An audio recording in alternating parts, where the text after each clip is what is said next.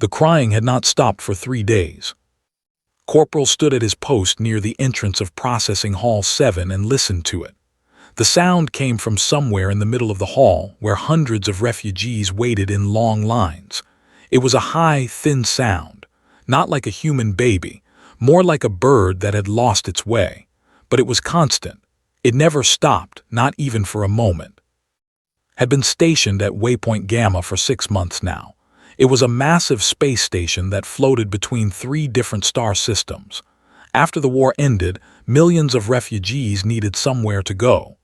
Waypoint Gamma became their first stop. Here, they were processed, given medical care, and sent to new homes on safer planets. His job was simple. He stood at his post. He watched for trouble. He helped when someone needed directions. It was not exciting work, but he did not mind. After 2 years of fighting in the war, he was happy to do something quiet. But that crying was making it hard to stay calm. He looked across the hall. There were so many different species here, the tall with their gray skin and 4 arms, the small who moved in family groups of 20 or more, the insect-like who clicked their legs together when they talked, and they looked almost human, but their skin was pale blue and their eyes were completely black. They had no hair and their ears were long and pointed. The crying was coming from could see her now. She sat on the floor in a corner away from the main lines. She was holding something small against her chest, a baby. Her baby was the one making that terrible sound. Other refugees had moved away from her. Nobody wanted to be near that noise. Some of them looked at her with anger in their eyes. Others just looked tired. A male walked past her and said something in a language did not understand, but the tone was clear. He was telling her to make it stop. The woman did not respond. She just sat there, rocking back and forth, holding her crying baby. Even from this distance, could see that she was exhausted. Her movements were slow and heavy. Her head kept dropping forward like she was about to fall asleep, but then the crying would get louder and she would wake up again. Felt something twist in his chest. He had seen a lot of suffering during the war. He had learned to keep his feelings locked away, to do his job and not think too much. But something about this woman made that difficult. He looked around for someone who might help her. There were medical workers in white uniforms moving through the hall. There were social workers with data pads, helping refugees fill out forms. But none of them went near the crying woman. They walked past her like she was not there. Checked the time on his wrist display. He still had 4 hours left in his shift. His orders were clear. Stay at the post. Watch for trouble. Do not leave unless there is an emergency. A crying baby was not an emergency. He tried to focus on his job. A group came through the entrance and he directed them to the registration desk. I asked him where the food distribution center was and he pointed down the correct hallway. Normal work. Simple work. But his eyes kept going back to that corner. The woman had not moved. The baby had not stopped crying, and now noticed something else.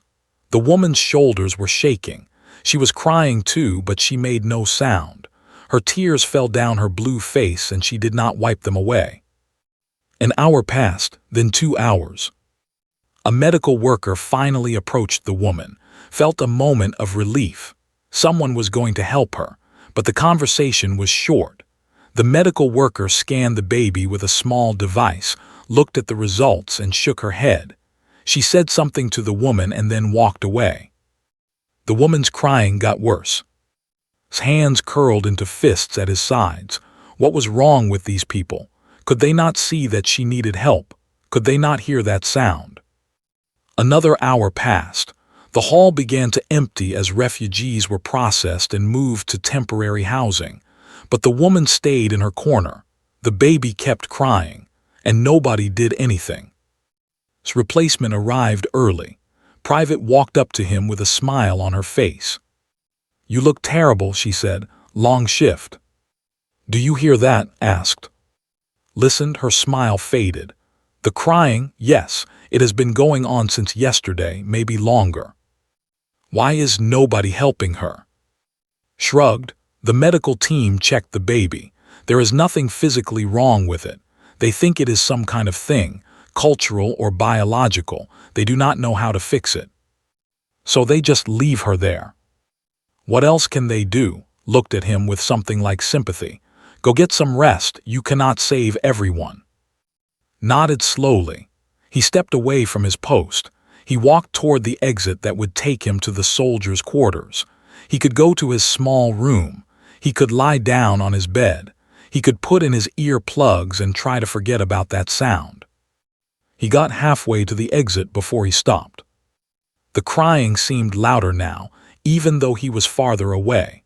Or maybe it just felt louder because he was walking away from it, because he was choosing to ignore it just like everyone else. Turned around. He walked back across the hall, past the empty registration desks, past the cleaning robots that were starting their night cycle, past the few remaining refugees who were still waiting to be processed. He walked until he was standing in front of the woman. She looked up at him. Her black eyes were wet with tears. Her arms were wrapped tight around her baby like she was afraid someone would try to take it from her. The baby's crying was so loud this close, it hurts ears, but he did not step back. "Hello," he said. His voice was soft. "My name is, I am a soldier here. I am not going to hurt you. I just want to help." The woman stared at him. She did not speak. "I know you probably do not understand me," continued. He reached for the translation device on his belt and held it up. "This will help us talk. Is that okay?"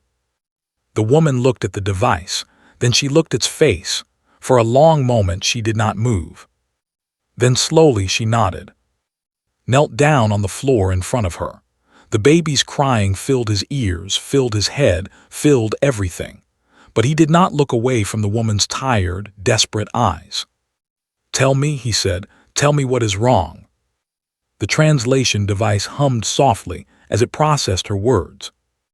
"My name is," the woman said. Her voice was barely louder than a whisper.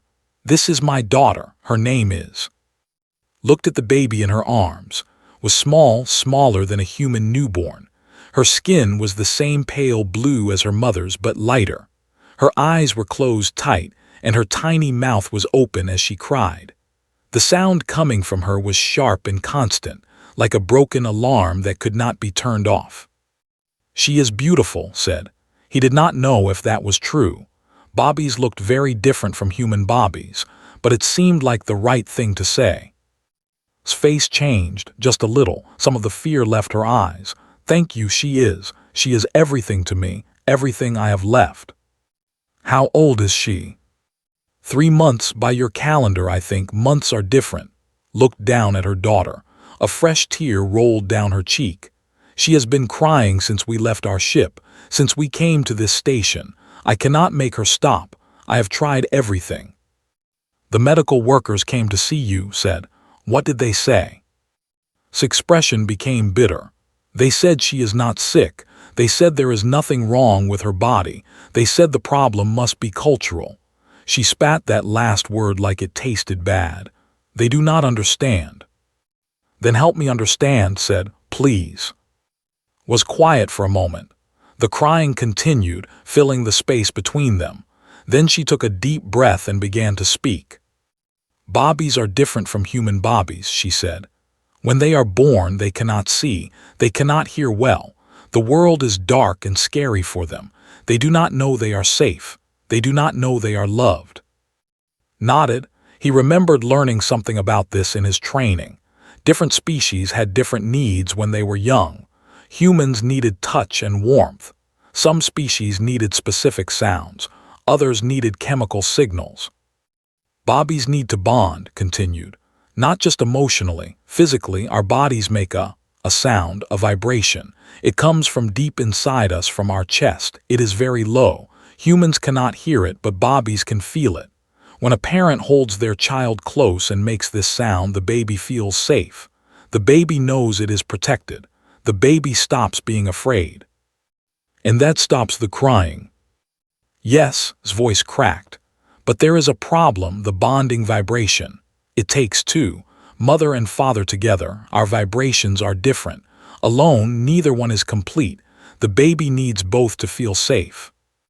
Felt something cold settle in his stomach. He was beginning to understand. The father. Closed her eyes, more tears fell. His name was, he was my husband. He was killed in the war, 2 weeks before we reached this station. I am sorry. The bomb hit our ship. We lost half of our passengers.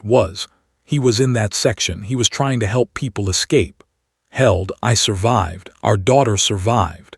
But now she cries because she cannot feel her father. She does not understand that he is gone. She just knows that something is missing, something important. Did not know what to say. He had seen so much death in the war, so many families torn apart. But this was different. This was a baby who would never stop crying because her father was dead. A baby who could not understand why her world felt wrong. Is there nothing that can help? He asked. Another, a relative. Shook her head. The bond is specific. Only parents can make the right vibration for their child. Even other cannot match it. Each family is unique. She looked at with empty eyes. I have tried everything. I have held her for 3 days without sleep. I have made my vibration as strong as I can, but it is only half of what she needs. She knows something is missing. She will always know. What will happen to her? Was silent for a long moment. Bobbies who cannot bond. They do not die, but they do not grow right. They become broken, sad. They cannot connect with others. They spend their whole lives feeling alone. Her voice dropped to a whisper. I would rather die than watch that happen to my daughter. Felt his heart squeeze tight in his chest. He thought about his own family. His grandmother who had raised him after his parents died in an accident. She used to hold him when he was scared. She used to sing to him. Her voice had made him feel safe, even when the world was dark and scary. He looked at, the baby was still crying, but her voice was getting weaker. She was exhausted, just like her mother, but she could not stop. Her body would not let her stop until she felt safe. Can I try something? Asked. Looked at him with confusion. What do you mean? I do not know if it will work. It probably will not, but I want to try. Moved a little closer. Can I hold her just for a moment? Fear flashed across face. She pulled closer to her chest. Why? You are human. You cannot make the vibration. You cannot bond with her. I know, but I want to try something else, something human. Kept his voice calm and gentle. My grandmother used to do something for me when I was small, when I was scared or sad. It helped me feel safe. Maybe it could help too. Your grandmother. The woman who raised me. She was very wise. She knew how to make children feel loved. Held out his hands, palms up. I promise I will give her back to you right away. I promise I will be gentle. I just want to try. Looked at his hands. They were bigger than hers. Rougher, the hands of a soldier, but they were steady, and they were open. She looked at his face. His eyes were serious, but there was kindness there too, and something else. Hope. He actually believed he could help. Had not felt hope in a long time. If you hurt her, she started. I would never hurt a child, said. Any child, I swear it. Held his eyes for another moment. Then, slowly, carefully, she lifted away from her chest and placed her in waiting hands. The baby was so light, so small. Her crying filled his ears as he brought her close to his body. He could feel her tiny heart beating fast. He could feel her fear. She did not know who was holding her. She did not know if she was safe. Took a deep breath. He thought about his grandmother. He thought about the dark nights when he was a boy, afraid of thunder, afraid of being alone. He thought about the sound of her voice and the feeling of her arms around him. He began to hum. It was a simple sound, not even a real song, just a low, gentle hum that came from deep in his chest. He let it vibrate through his body, through his arms, into the tiny baby he was holding. At the same time, he pressed close to his heart. He let her feel the steady beat, the rhythm that never stopped, the sound of life. For a moment nothing changed, kept crying. Her small body shook with the force of it. But then something happened. The crying got softer. Not by much, just a little, but it was there. His eyes went wide. She stared at her daughter in disbelief. What are you doing? Did not answer. He kept humming. He kept his heart pressed against the baby, and slowly, impossibly, the crying got softer and softer. Until it stopped. Silence filled the hall. Was asleep. Could not move. She could not breathe. She could only stare at her daughter, sleeping peacefully in the arms of a human stranger. 3 days. Had been crying for 3 days without stopping, had tried everything. She had held her close. She had made her bonding vibration until her chest hurt. She had begged the medical workers for help. She had prayed to gods she no longer believed in. Nothing had worked. But now was silent. Her small face was relaxed. Her tiny hands were curled against the human's chest. She was sleeping like she had never slept before, deep and peaceful and safe. Hal whispered, "How did you do that?"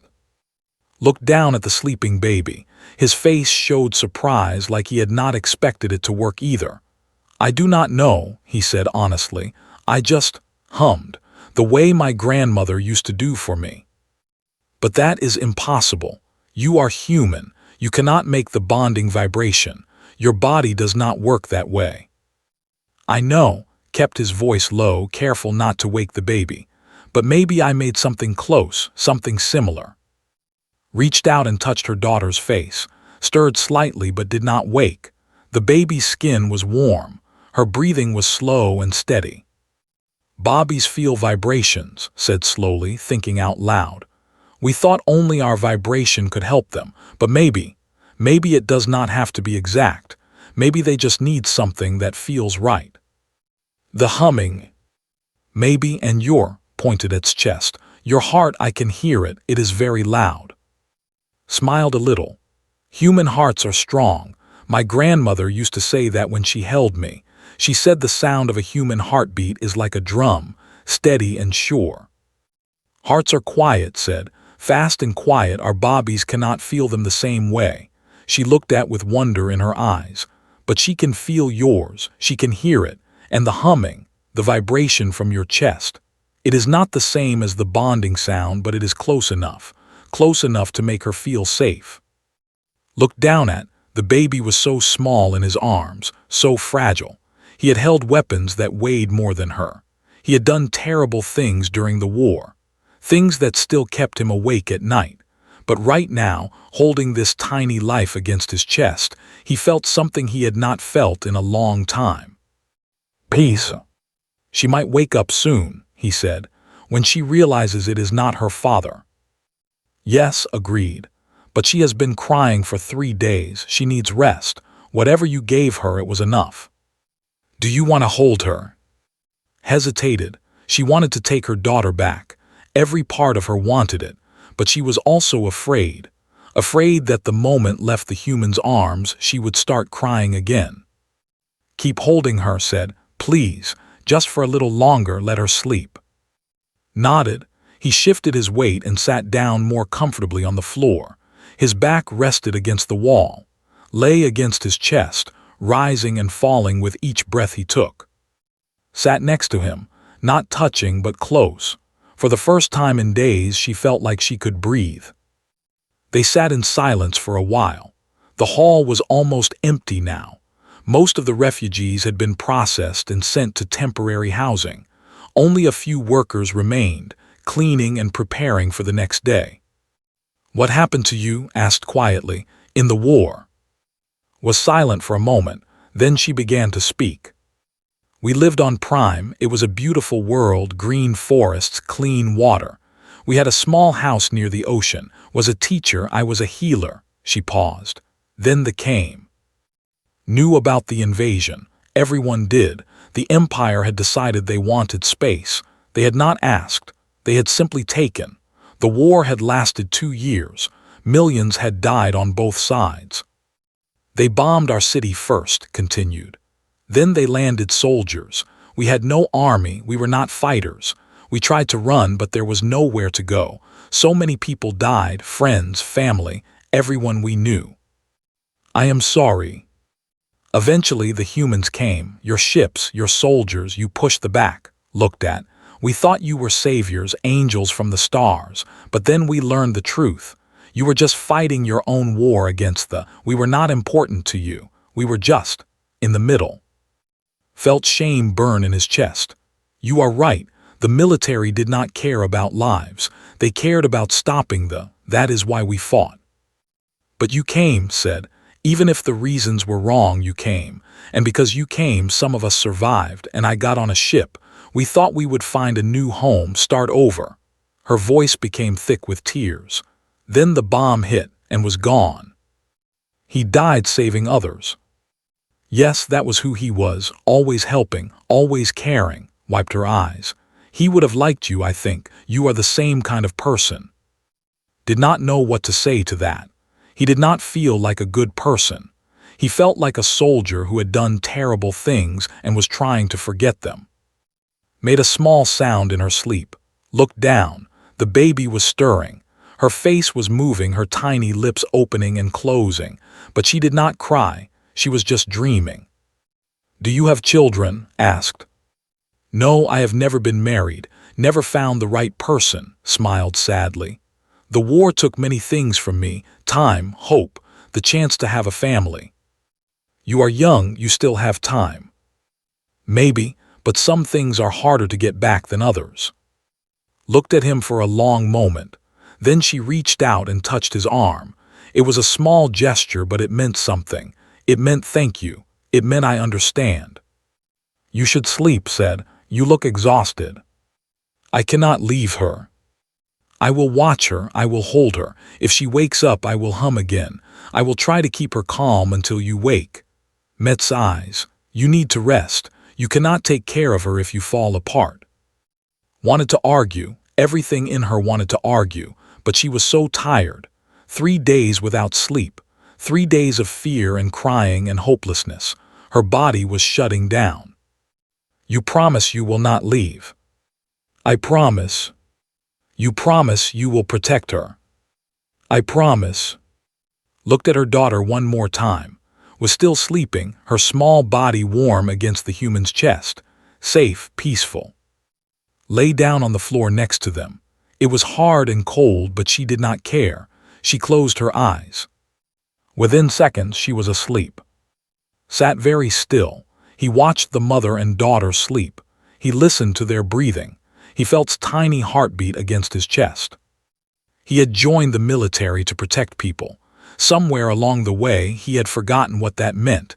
He had become a weapon, a tool, a thing that followed orders and did not think about the cost. But tonight, he had done something good, something simple. He had held a baby and helped her sleep. It was not much. It would not change the galaxy. It would not bring back the dead. But it was enough. For now, it was enough. The story spread fast. By morning, everyone on Waypoint Gamma knew about the human soldier who had made a baby stop crying. The refugee halls buzzed with whispers. The workers talked about it during their breaks. Even the station commander heard the news. Did not understand why everyone was so interested. He had just held a baby. He had hummed a little song. It was nothing special. But to the rest of the station, it was everything. The first one to approach him was a medical officer named. Were tall and gray, with 4 arms and small eyes. They had been enemies in the war, but here on the station they worked together with humans. That was the deal. The war was over. Everyone had to move forward. Found in the soldiers' eating area. Had only slept for a few hours, and were in a proper medical room now, being cared for by professionals, but could not stop thinking about them. You are the human, said. His translation device made his voice flat and mechanical. The one who stopped the crying. Looked up from his food. Yes, that was me. How did you do it? I hummed. I held her close to my heart. Stared at him. Thus 4 arms were folded across his wide chest. That makes no sense. Infants require specific bonding frequencies. Human bodies cannot produce those frequencies. I know, I just tried something different. Different how? Shrugged, humans make sounds too, different sounds. I thought maybe the baby would not know the difference. Was quiet for a long moment. Then he pulled out a chair and sat down across from. I have been a medical officer for 30 years. I have worked with hundreds of species. I have never seen a human do what you did. It was luck, nothing more. No, leaned forward. It was not luck. There is something about humans, something we do not understand. He paused. Your species is strange. You are not the strongest. You are not the fastest. You are not but you do things that should be impossible, things that make no logical sense. Did not know how to respond. He took a bite of his food and waited for it to continue. During the war, I saw humans do impossible things, the said. I saw a human soldier carry 3 wounded to safety, even though we were enemies. I saw a human pilot fly into a burning ship to rescue people she had never met. I saw humans cry for strangers, fight for strangers, die for strangers. Shook his head. We do not do these things. Other species do not do these things, but humans do. We are not special, said. We feel things strongly, we cannot turn it off. That is what makes you special. Stood up. I came to tell you that the medical team wants to study what you did. They want to understand why it worked. Maybe it could help other children. Felt a spark of hope. If it could help others, I am happy to assist. Good, I will tell them. Started to walk away, then stopped. One more thing, the woman, she has been asking for you. She wants to thank you properly. Nodded, I will go see her soon. Left, finished his food and went to the medical wing. The room where and were staying was small but clean. There was a proper bed now and medical equipment that monitored the baby's health. Was sitting up, holding in her arms. The baby was awake but quiet. Her black eyes looked around the room with curiosity.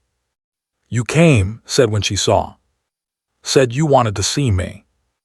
Yes, I wanted to thank you properly. Eyes were wet. You saved my daughter, you saved both of us. I did not do much, I just held her. You did everything. Stood up and walked toward him. 3 days. She cried for 3 days. I was losing my mind. I was ready to give up. And then you came, a stranger, a human, and you did what nobody else could do. I got lucky. No, shook her head firmly. It was not luck, it was you, your heart, your voice, your kindness. She held out toward him. She remembers you, look. Looked at the baby, was staring at him with her big black eyes, and then slowly she reached out her tiny hand toward him.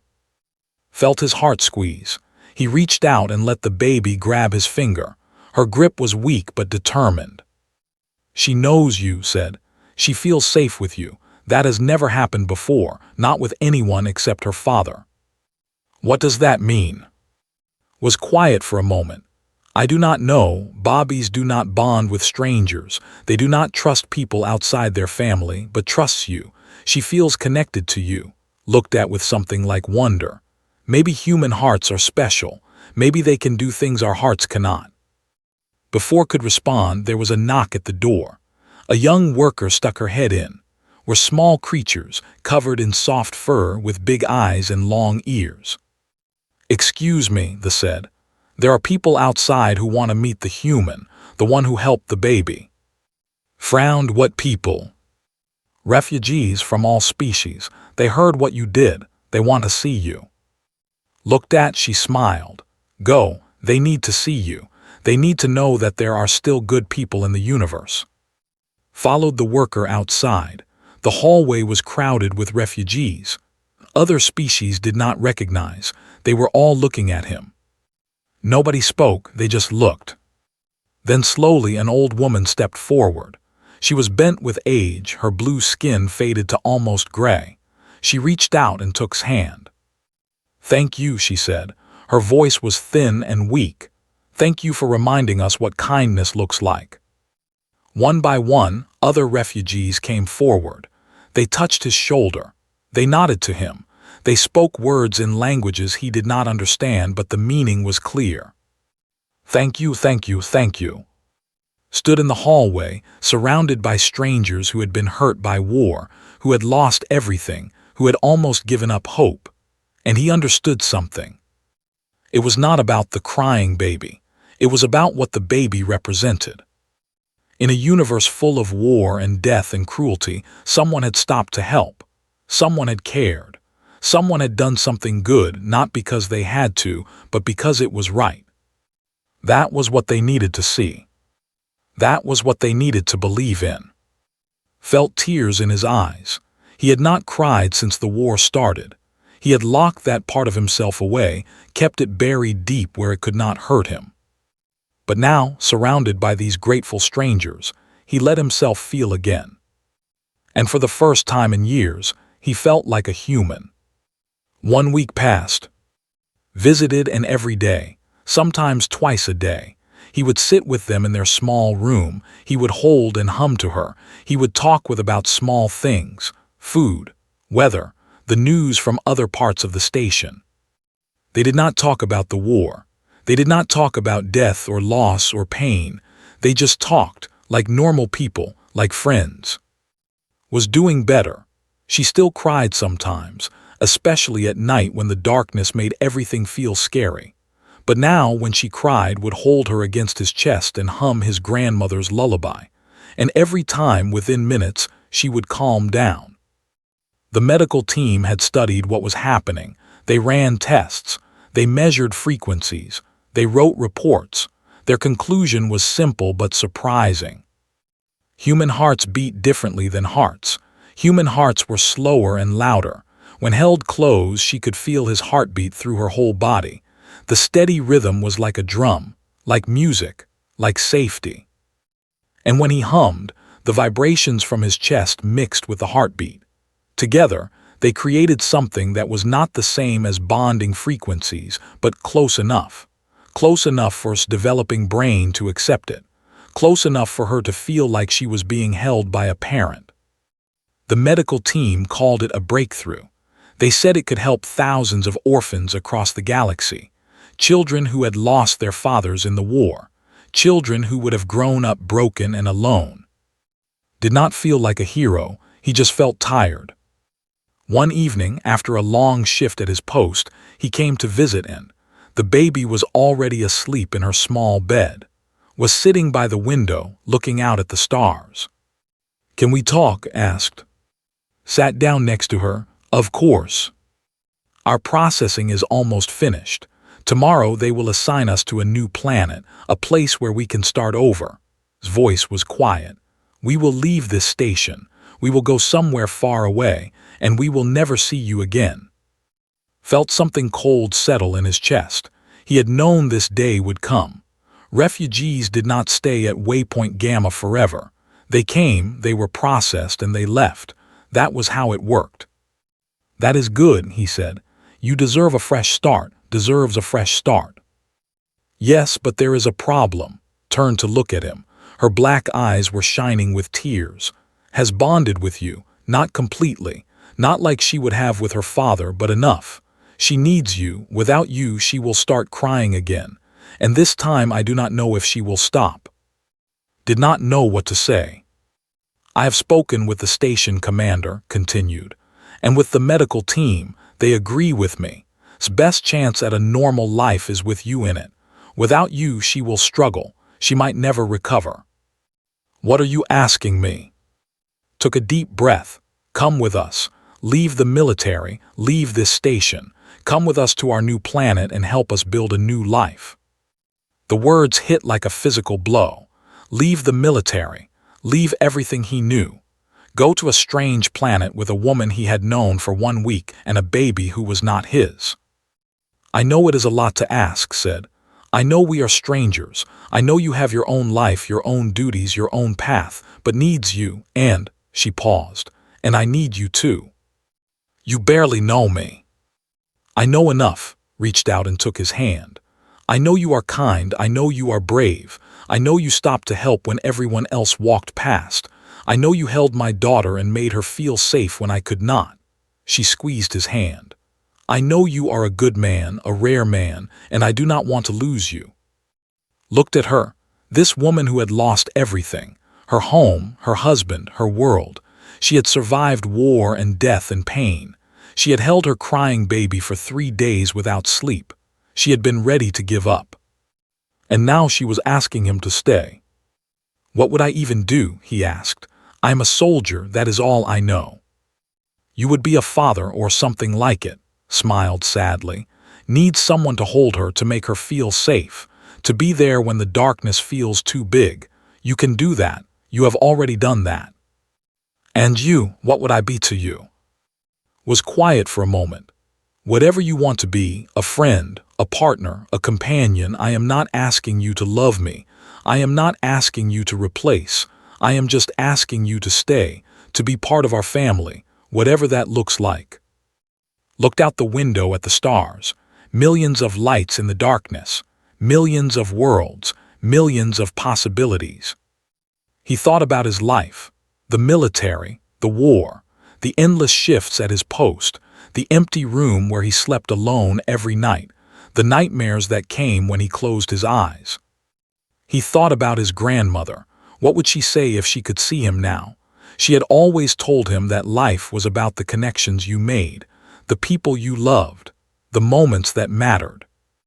Was this one of those moments? He looked at, sleeping peacefully in her small bed, the baby who had cried for 3 days, the baby who had bonded with his heartbeat, the baby who needed him in a way no one had ever needed him before. He looked at the woman who had lost everything but kept going, the woman who was brave enough to ask a stranger to stay, the woman who looked at him like he was something precious. He thought about what it said, about humans doing impossible things, about feeling things so strongly that they could not turn it off. He felt it now, the pull, the connection, the sense that this was where he was supposed to be. "Okay," he said. Blinked, "Okay. Okay, I will come with you. I will help you raise. I will be whatever you need me to be."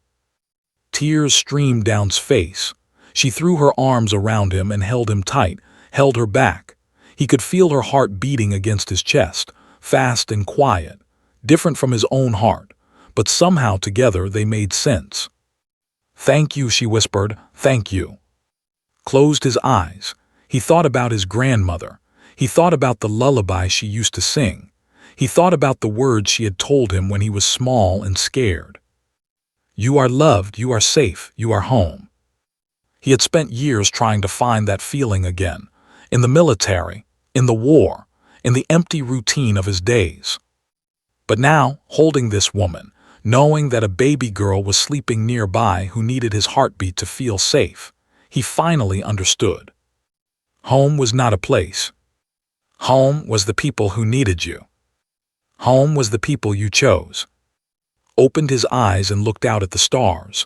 Somewhere out there was a new planet, a new life, a new beginning. He was ready. They all were.